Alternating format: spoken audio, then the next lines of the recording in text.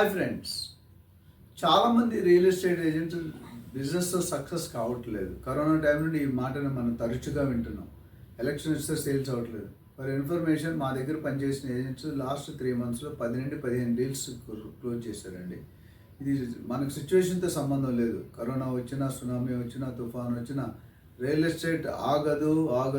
Real estate ఇప్పుడు ఉన్న పరిస్థితిలో 100% దూకుల్లో ఉందండి. మీరు మన రీసెంట్ అసెంబ్లీ ఎలక్షన్నే మనకు దాని మెయిన్ ప్రత్యక్ష సాక్ష్యం. ఎందుకంటే కేసీఆర్ గారికి ఓటులు సిటీలో వచ్చిందండి.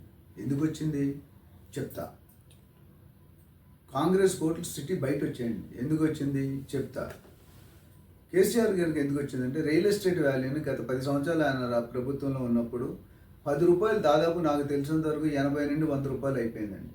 అంటే 8 to 10 times రాబడి వచ్చింది. అందుకని సిటీ వాళ్ళు అందరూ హ్యాపీగా ఉన్నారు కాబట్టి రియల్ ఎస్టేట్కి లేదా డెవలప్ పెట్టుకునే ఇన్వెస్టర్స్ కానీ బయర్స్ కానీ ఇప్పుడు అందరూ ఓటేశారు. సిటీ బయట ఎందుకు ఓడిపోయారంటే ఈ ఫోకస్ అనేది ఒక తండ్రికి 5 కొడుకులు ఉంటే ఒక కొడుకుని ఫోకస్ చేసి ఇంకో 4 కొడుకుని పక్కన పెట్టారు. దానికి బయట సిటీ అవుట్స్కట్స్లో అసలు ఎటువంటి ఓట్స్ రాలేదు. సో ఇది రీజన్. సో రియల్ ఎస్టేట్ ఎంత పవర్ఫుల్ అనేది మీకు చెప్పడానికి ట్రై చేస్తున్నాను.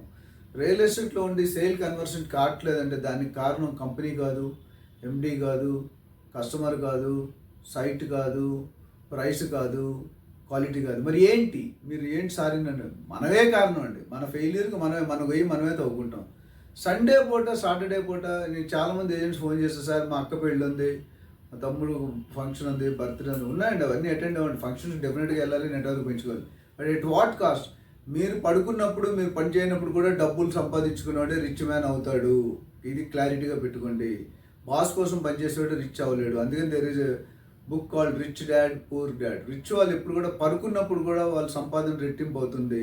మనం బతుకున్నప్పుడు, తెలివి మీద ఉన్నప్పుడు కూడా మన సంపాదన రెట్టింపు అవ్వట్లేదు. దీనికి కారణం ఏంటనేది మీరు ఎత్తుక్కోవాలి, మీరు ఊహించుకోవాలి, మీరు రీసెర్చ్ చేయాలి. దీనికి కారణాలు చాలా ఉన్నాయి. ఒక ఎగ్జాంపుల్ కారణం ఏంటంటే పెళ్ళి ఉంది, ఫ్రెండ్ వస్తున్నాడు, రియల్ ఎస్టేట్ సైట్ విజిట్ ఉంది. దేనికి వెళ్ళాలి? చాలా పెద్ద క్వశ్చన్. నేనైతే అవుట్ రైట్ 100% కస్టమర్తో సైట్ విజిట్కి వెళ్తున్నా. ఎందుకు తెలుసా?